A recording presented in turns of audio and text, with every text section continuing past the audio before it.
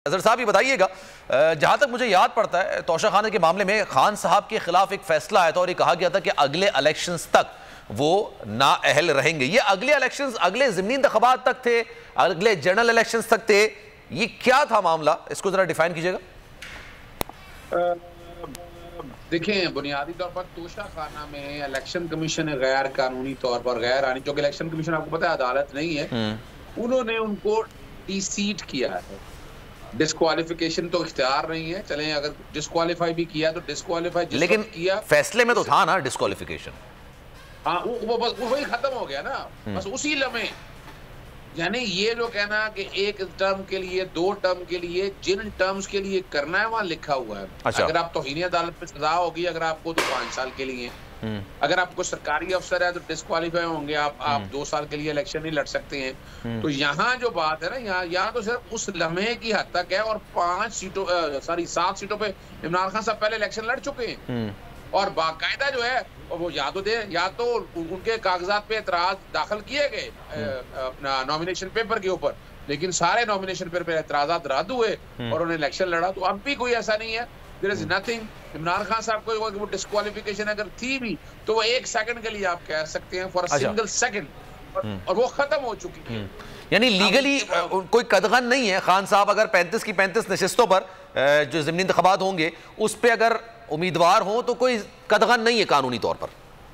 बिल्कुल नहीं है। लाहौर हाई कोर्ट के सामने जब मैंने जाबर अब्बास वोटर की तरफ से इलेक्शन कमीशन का ये फैसला जो है ये चैलेंज किया, तो चीफ जस्टिस बल्कि लार्जर बेंच 3 मेंबर बेंच के बड़े वाज़े तौर पर रिमार्क्स थे कि ये जो नाअहली जो है ना, जो सो कॉल्ड ये नाअहली है, ये तो सिर्फ 1 सेकंड के लिए थी, उसके बाद खत्म हो चुकी है और इलेक्शन वो लड़ चुके हैं। अब जो ये जो कहा जा रहा है ना कि बैठ के इलेक्शन नहीं लड़ सकते, बिल्कुल वो इलेक्शन लड़ सकते हैं। अभी तो इब्तिदा हुई है। जो असल जो बात है जिससे वो परेशान है सारे पीडीएम वाले, क्योंकि ये वाला जो अब जाने ना जाने से इनसे गलती हो गई है। अब 2 नुकसान इनको हो गए। एक तो इन्होंने नैब का लॉ चैलेंज किया हुआ था, सुप्रीम कोर्ट ने कहा कि ये मामला वापस पार्लियामेंट में जाए, तो वो पार्लियामेंट में जाने की क्या बात है, 35 बंदे आपने और निकाल दिए। अब तो मेजॉरिटी, अब तो उनके और साथ साथ उन्होंने कहा कि अगर बयान हल्फी दे दे ना तो फिर ये वापस हो सकता है मामला। ऐसा है कि बयान हल्फी दें तो ये वापस हो जाएंगे, जो डी-नोटिफाई किया गया इनको। मैं फिर अर्ज करता चलूं, ये बयान हल्फी का इशू ही नहीं है। लेकिन ये कौन सा सादक और अमीन वाला नहीं, वो तो सियासी इशू तो है। मैं तो कानूनी मामला पर आपसे कह रहा हूं ना कि अगर वो कह दें कि भाई ये इस्तीफे हमने नहीं दिए थे तो ये डी-नोटिफिकेशन खत्म हो जाएगा। यही तो बात है ना यहाँ पर बैठ के। लेकिन ये क्या कर दिया, अब ये खाली से अगर तो वहां स्पीकर की हद तक होता ना, ये तो मामला इलेक्शन कमीशन की फुर्तियां देखें आप। इलेक्शन कमीशन हाथ में हाथ डाले बैठा हुआ है, ये मैं बता दूं आपको, और वो उनका लाइन चल रहा है। इलेक्शन कमीशन ने तो ऐसे जैसे ही वहां आया, जैसे नोटिफिकेशन तैयार किया बैठा था और उसी वक्त टाइम। बड़ी दिलचस्प बात ये, वो जो 20 नशिस्तों पर इंतखाबात हुए थे ना, उसमें जो खुसूसी नशिस्तें थी उसका नोटिफिकेशन एक अरसे तक पेंडिंग था, वो जारी नहीं किया गया था, और कल आनन फानन इस्तीफे मंजूर और नोटिफिकेशन जारी।